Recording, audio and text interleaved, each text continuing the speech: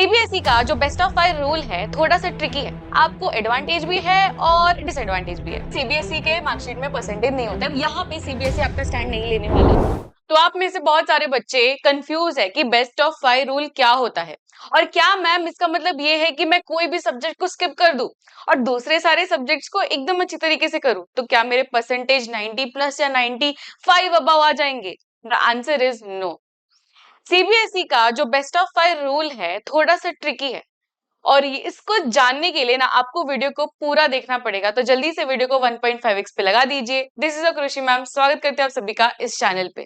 तो सबसे पहले तो बेस्ट ऑफ 5 रूल को समझते हैं, उसके बाद में मैं आपको प्रूफ के साथ दिखाऊंगी कि सीबीएसई का बोलने का मतलब क्या है। ठीक है, सीबीएसई ने कुछ इस तरीके से बेस्ट ऑफ 5 रूल को बनाया है जिससे आपको एडवांटेज भी है और डिसएडवांटेज भी है। आइए समझते हैं कैसे। अब सबसे पहले तो आपका सब्जेक्ट कॉम्बिनेशन देख लेते हैं। आपके पास लैंग्वेजेस होते हैं, राइट। सबसे पहले तो आपके पास इंग्लिश होता है, राइट।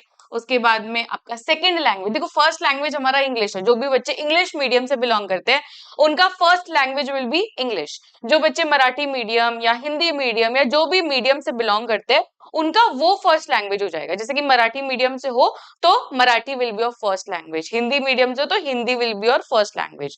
तो जो भी आपका फर्स्ट लैंग्वेज है ये एक मैं लिख दे रही हूँ।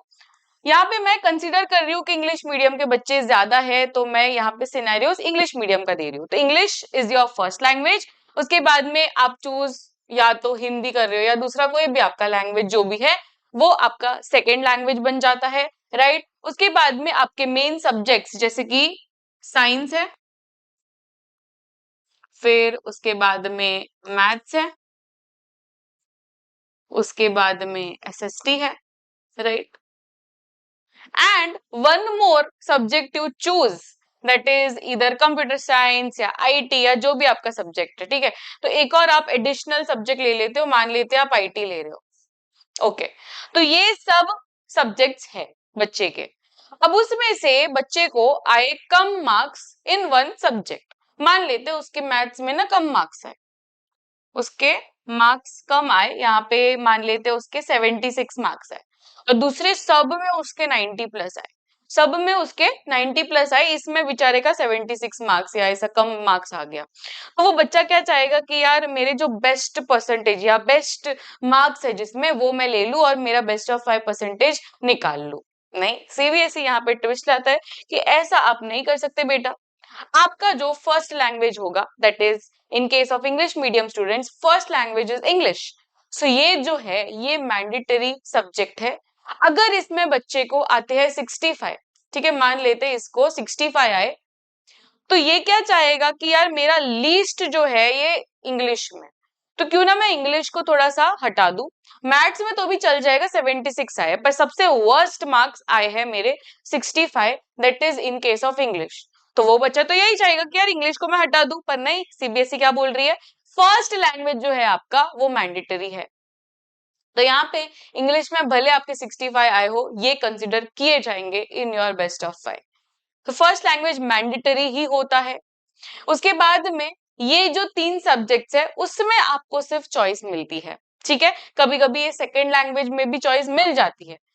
तो यहाँ पे ये चारों सब्जेक्ट का थोड़ा सा आपको एडवांटेज मिल जाता है। फॉर एग्जाम्पल अगर दूसरे सब में आपके 90 प्लस आए हैं ये चार में से और सिर्फ मैथ्स में 76 आए हैं, आईटी में भी आपके 90 प्लस आए हैं, तो what you will do, you will replace IT with the maths, right. और मैथ्स के जो मार्क्स है उसको कंसीडर नहीं करोगे, तो हो सकता है दिस इज एप्लीकेबल। तो आईटी के जो भी आपके 95 मार्क्स पकड़ लेते हैं, जो भी आपके मार्क्स है वो यहाँ पे आ जाएंगे, कैलकुलेट हो जाएंगे।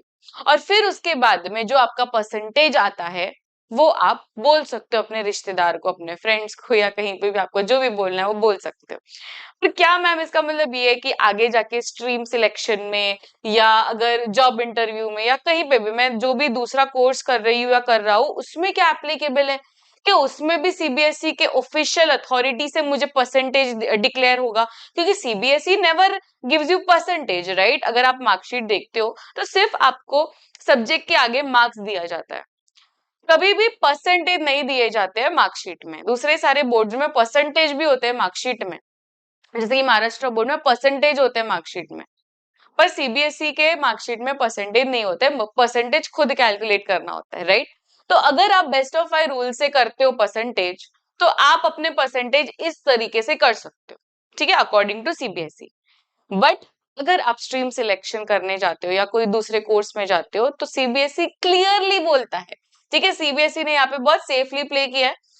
यहाँ पे उसने एक ऑफिशियल नोटिस भी डाली है, हाउ टू कैलकुलेट परसेंट, ठीक है, और ये 10th स्टैंडर्ड और 12th स्टैंडर्ड दोनों के लिए एप्लीकेबल है। तो सीबीएसई क्लियरली बोलता है कि हम परसेंटेज नहीं देने वाले। यहाँ पे ये लाइन भी दी गई है कि जो भी आपका है बेस्ट ऑफ 5 है, वो institution next institution, for example आप अब 11th-12th जो भी कॉलेज से करना चाहते हो, वो कॉलेज का खुद का है, मतलब खुद का रोल है कि उसको कौन से सब्जेक्ट्स देखने हैं। फॉर एग्जाम्पल अगर आप इंजीनियरिंग में जा रहे हो या किसी और फील्ड में जा रहे हो जहाँ पे मैथ्स इंपॉर्टेंट है, तो वो जो एडमिशन वाला है ना, वो जरूर से देखेगा आपका मार्कशीट, क्योंकि मार्कशीट में तो परसेंटेज नहीं दिए गए हैं, राइट। आप परसेंटेज दूसरे को बोलोगे, रिश्तेदार को, फ्रेंड्स को, कि मेरे तो यार 98 परसेंटेज आए हैं, क्योंकि दूसरे सब में आपके 90 प्लस मार्क्स या 95 प्लस मार्क्स आए हैं, बट एक पर्टिकुलर ऐसा सब्जेक्ट रह गया जिसमें आपने मैथ्स को ओमिट कर दिया।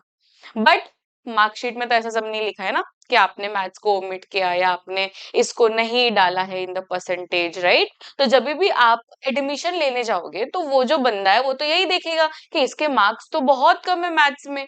तो अगर वो कोर्स मैथ्स का डिमांड करता है कि यार मैथ्स में अच्छे मार्क्स होने चाहिए, तो यहाँ पे सीबीएसई आपका स्टैंड नहीं लेने वाला है कि नहीं नहीं, मैंने बेस्ट ऑफ 5 रूल बनाया था जिसमें इसका हक है कि मैथ्स में अगर उसके कम मार्क्स आए तो ही और she can omit that subject. ये सीबीएसई गारंटी नहीं देता है, और ये इसने ऑफिशियल अपने नोटिस में भी लिखा है कि this is not my guarantee.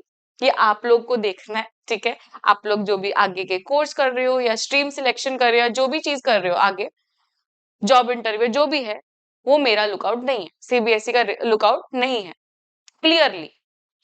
तो ये जो बेस्ट ऑफ 5 रूल है बेटा, ये सिर्फ और सिर्फ आपके रिजल्ट्स बोलने के लिए अच्छा लगता है कि मेरे इतने परसेंटेज आए हैं। आपके रिश्तेदारों को, अपने फ्रेंड्स को, या अपने जो भी कोचिंग वगैरह में अगर आपका पोस्टर वोस्टर लगने वाला है कि मेरे 98 या 95 आने वाले, तो उसके लिए अच्छा है ये बेस्ट ऑफ 5। वरना best of 5 rule is not good in case of CBSE board. बाकी सारे बोर्ड में बेस्ट ऑफ 5 रूल बहुत अच्छी तरीके से बनाया गया है, बट सीबीएसई कहीं ना कहीं यहाँ पे मुझे लगता है कि थोड़ा सा डिसएडवांटेज है बच्चों के लिए। यस, तो आई होप आप सभी को बेस्ट ऑफ 5 रूल एकदम अच्छी तरीके से समझ में आ गया। यस, और अगर अच्छी तरीके से समझ में आ गया और वैल्यूएबल लगा ना, तो बेटा इस वीडियो को जल्द से जल्द शेयर कर दीजिए अपने फ्रेंड्स को, बिकॉज बहुत सारे बच्चे गलत इन्फॉर्मेशन लेके बैठे हैं। बहुत सारे वीडियोस भी अवेलेबल यूट्यूब में जो गलत इन्फॉर्मेशन देते हैं बच्चों को, which is very wrong, right. तो आप लोगों को अपने फ्रेंड्स को शेयर कर देना ये वीडियो को, एंड ये मैक्सिमम बच्चों तक पहुंच जाना चाहिए, ठीक है। So this is Krishi ma'am signing off. मिलते हैं नेक्स्ट वीडियो में। Till then keep smiling, take care, bye everyone.